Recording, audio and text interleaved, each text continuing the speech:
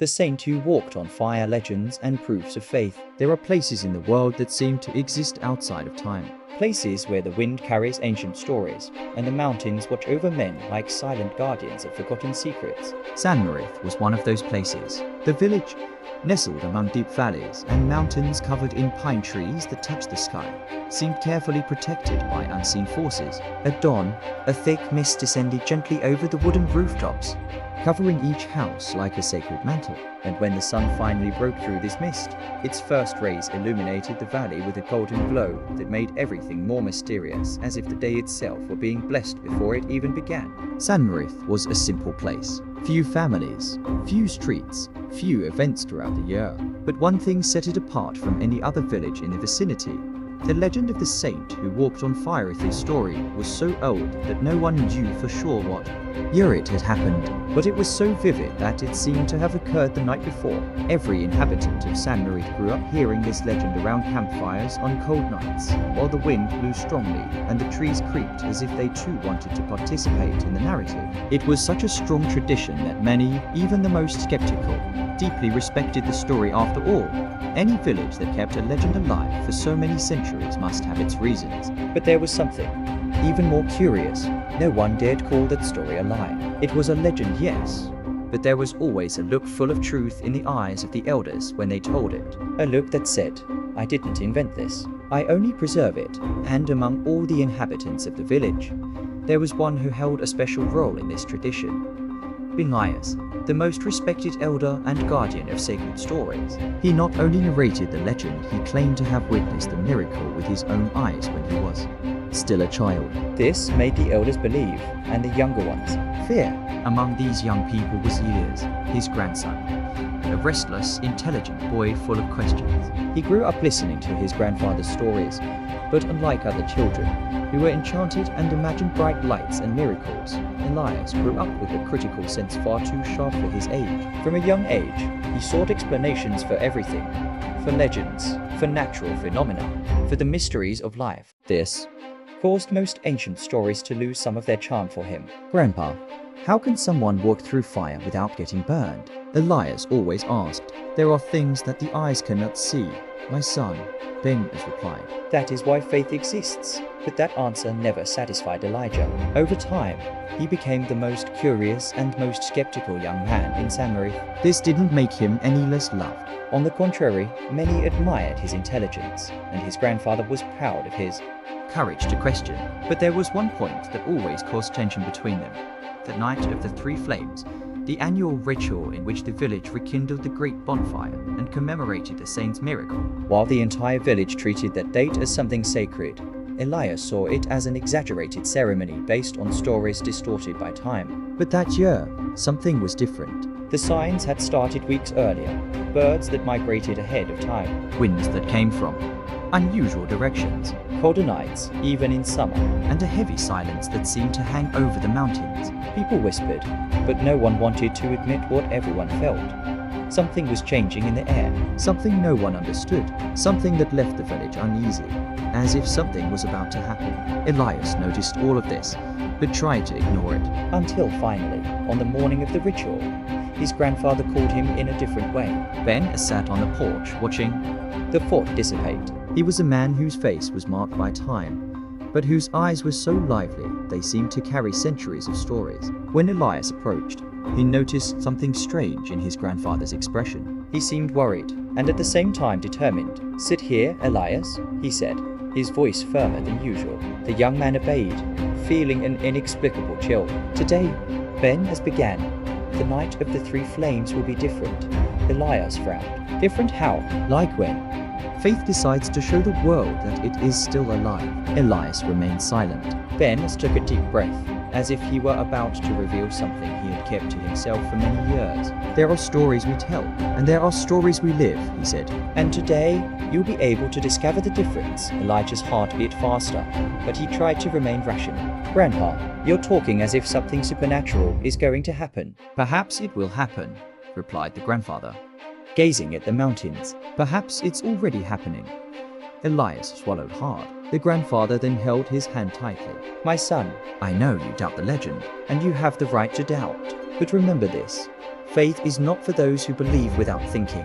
It's for those who, even while thinking, choose to believe. And today, you will have a choice to make. Those words sent a shiver down Elias's spine. It was as if a warning was being delivered, and he felt that, somehow, this was only the beginning.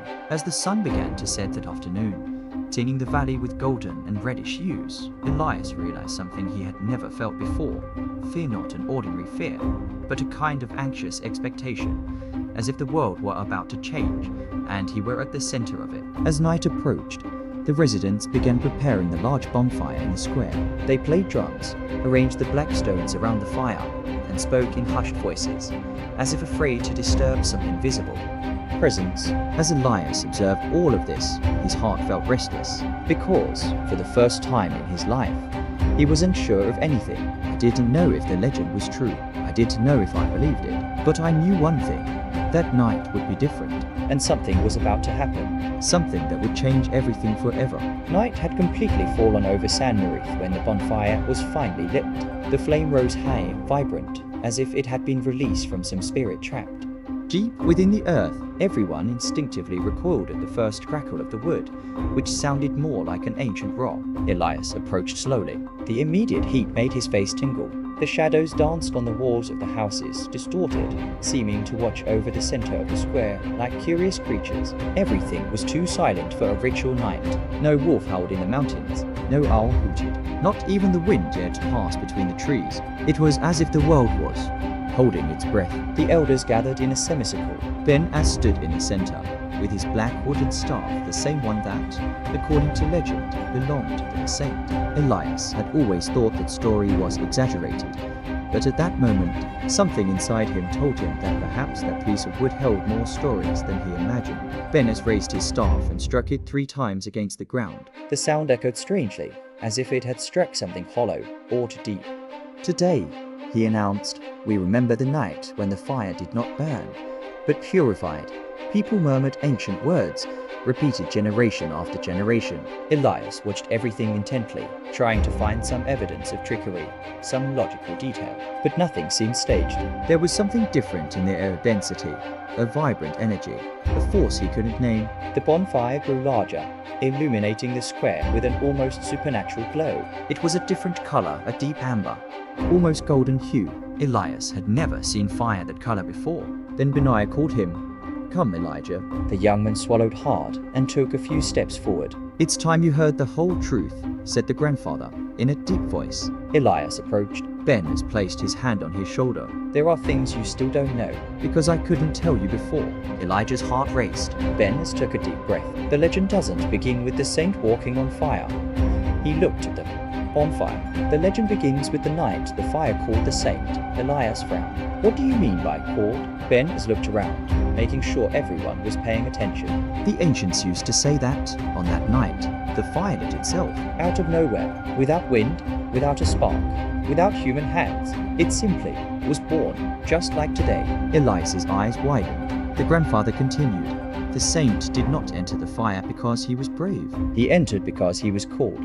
Called by whom?" Elias asked, with a lump in his throat. "Because of that which lives between the visible and the invisible world," Ben-As replied. "Called what many call a miracle, but I call living faith." Elias was speechless. A murmur passed among the villagers. Everyone looked at the fire now with reverence and fear. Ben-As opened the cloak he was wearing and took out an ancient medallion with a dark stone in the center. The stone seemed to absorb the light, like a piece of solid light. "This is the seal of Sanmareth," he said.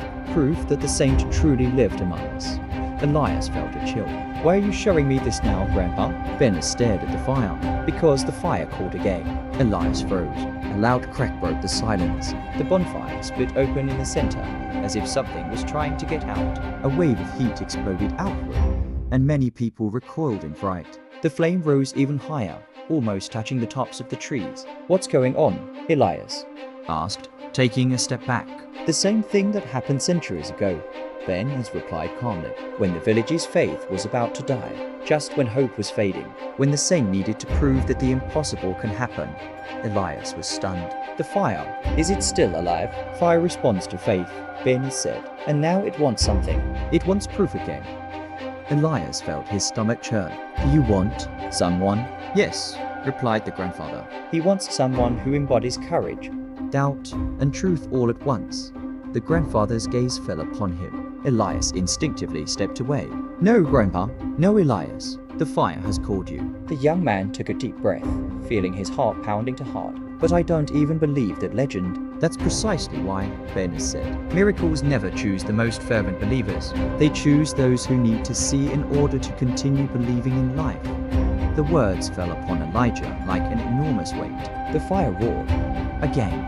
And this time Elijah almost fell backward. This is madness, he murmured, trembling. Ben has approached and placed both hands on his grandson's shoulders. I would never force you to do anything. Never. Then why are you saying this? Elias shouted, his voice choked with emotion. Because you were chosen, Ben has replied with deep sadness. Just as the saint was one day, the bonfire roared again. And this time, something truly terrifying happened. The flames parted, creating a narrow path of live fire. People shouted, some prayed, others cried. Elias was paralyzed. Ben has held his hand. I know you're scared, and you have every right to be. But listen, fear is never the end. Fear is the beginning of courage. Elias tried to say something, but nothing came out. Benas, his voice breaking, whispered, if you take one step, just one step, the rest won't be up to you. Elias looked at the fire. Then he looked at his grandfather.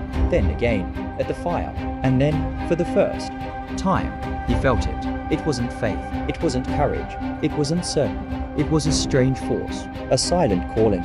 A feeling that the fire was truly waiting for him. People watched in shock, without blinking. Elias stepped forward. Benas smiled a sad smile, but one full of pride. Don't be afraid, he said. Fire has never burned those who walk in truth. Elias took a deep breath. The air was so hot it felt heavy. He took another step. The fire roared louder. Another step. And then, before he could give the next one, something happened. The stone in the medallion that Ben was holding began to glow. Not a bright light, it was like a pulse. A heart beating inside the stone. Elias stared at it, mesmerized. The bonfire reacted immediately. The flames rose as if recognizing that light. They swirled, rose and fell, but did not burn the ground. It was as if they had a life of their own. Elias stopped just inches from the trail of fire. Enter. I am here, Ben has replied softly. I have always been here. I will always be here.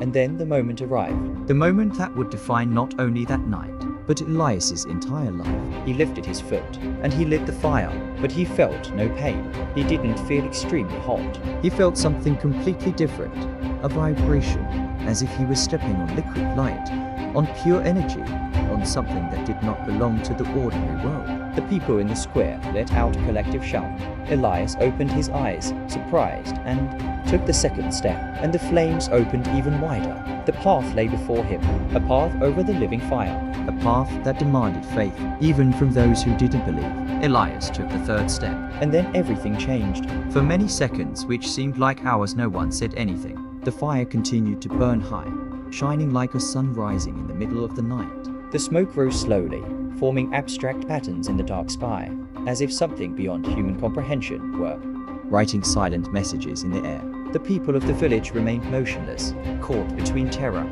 astonishment, and reverence. Elias was still kneeling, his heart racing, trying to comprehend the impossible he had just witnessed. Each heartbeat seemed to echo throughout his body like war drums. His breathing was short and heavy. He could still feel the heat of the fire on his skin, but at the same time, a strange sensation of coolness in his soul. It was as if he had been touched by two opposing forces at once and survived. Old Benas, still standing on the embers, watched the crowd. His body seemed illuminated from within, as if it carried the last spark of centuries of accumulated faith. When his eyes met Elijah's, he smiled a short, tired smile, but full of peace. And it was at that moment that Elias realized something devastating and profound. The grandfather was not just the guardian of history, he was a part of her, and that night was the final destination he always knew he would reach. Ben took a deep breath. When he finally emerged from the embers, his feet touched the cool grass without leaving any burn marks. A collective murmur swept through the square. Some people knelt, others wept. Faith had been restored, multiplied, rekindled in a way no one could ever have imagined. But the miracle was not yet over. With slow steps, Ben approached Elias and knelt beside him. The young man, completely overcome with emotion, could not hold back his tears. "Grandpa," she whispered, her voice breaking. "How? How was this possible?" Ben gently held his grandson's hands. "Because faith," he said in a whisper, "isn't about defying the laws of nature, my son, but about walking courageously through what seems impossible." Elias, sobbing, shook his head. He had spent his entire life trying to understand the world only through what his eyes could see, only through logic, only through reason. But there, before his grandfather, with his feet treading on the impossible, he realized that there was something greater, not to replace reason, but to walk alongside it. Ben took another deep breath. His expression changed. The glow that had previously enveloped his body now seemed to slowly fade, like a candle reaching its end. "Elias, listen carefully," he said, squeezing his grandson's hand. "Faith doesn't end tonight. It begins. And now it's yours." Elijah's eyes widened. "My Grandpa, what are you saying?" Ben smiled. It was a gentle, peaceful smile, as if he were finally letting go of a burden he had carried for decades. Every guardian needs someone to continue what they started. "My time is ending, my son." "And yours is beginning." Elias felt a tightness in his chest. He shook his head desperately. "No, don't say that. You're fine. You just walked through fire." "You can't," but the grandfather put a finger to his lips. "Shh. Life is made of cycles, Elias. And I've already completed mine." The miracle wasn't me walking on fire. The miracle was you seeing it. The young man broke down in tears. Ben then stood up with difficulty. Each movement seemed heavier than the last. The glow of the fire reflected in his deep wrinkles, as if it were drawing on his skin all the stories he had carried since childhood. He took 2 steps back. He looked at the campfire once more. Then he looked at the sky, as one recognizes an old friend. And then, in the weakest voice of the entire night, he said, "Faith never needs to be. Understood? It only needs to be lived." Those were his last words. Ben's body fell gently forward, like an ancient tree finally allowing itself to rest. Elias ran to catch him, calling out his name. But even before he could touch him, something extraordinary happened. A warm breeze blew through the valley. The bonfire flickered, and a fine rain of glistening ashes fell upon them all, like tiny stars descending from the sky. And then, Ben's body simply dissolved into light. There was no pain.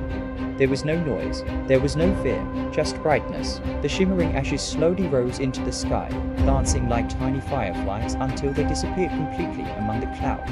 The silence that followed was so profound it seemed sacred. Elias fell to his knees, unable to breathe properly. The entire village witnessed it. Faith had not only been tested, it had been renovated, transformed, rewritten before your very eyes. In the following days, Sanmareth experienced a period of reverence. People walked slowly, spoke softly, sensing that something had shifted in the invisible fabric that connected them all. The legend of the saint who walked on fire was already incredible before, but now everyone had witnessed a new part of it unfold. And as always happened, it fell to the new guardian to begin telling the story. Elias spent weeks trying to find the right words. He wrote, erased, wrote again. How could he explain something that defied logic? How could he convey to others something that even he couldn't fully put into words? Until one day, sitting on the same porch where his grandfather used to sit, he understood. Faith is not meant to be explained. It's meant to be shared. That same day, Elijah got up, gathered the village, and told for the first time the story of that night. And at the end, he said something that surprised everyone. "I am not a saint, nor do I intend to be. But now I understand that faith is not about waiting for miracles. It's about being able to look into the fire and still take a step forward." The people smiled, some wept, and there, before everyone, Elijah did something simple, yet profoundly symbolic. He placed his bare feet on the still warm ground of the extinguished fire and took 3 steps. They were not steps on live coals, but they were steps taken with courage. And that was enough for everyone. The years passed. Sanmareth became a more sought-after place for travelers and pilgrims. Many came in search of answers. Miracles proof. Elias received them with patience, with kindness, and with truth. He never promised miracles. I never encouraged superstition. He never said he could repeat what his grandfather did. He simply told the story and let each person interpret it with their heart. But every now and then, when the night was cold and the wind seemed to carry whispers, something would happen. The bonfire would flicker in a different way. The embers would form strange patterns, and some swore they saw a golden glow moving through the flames. Elias never confirmed it. He never denied it. Just smiled, because he knew that faith continued to live or not in the flames, but in the people.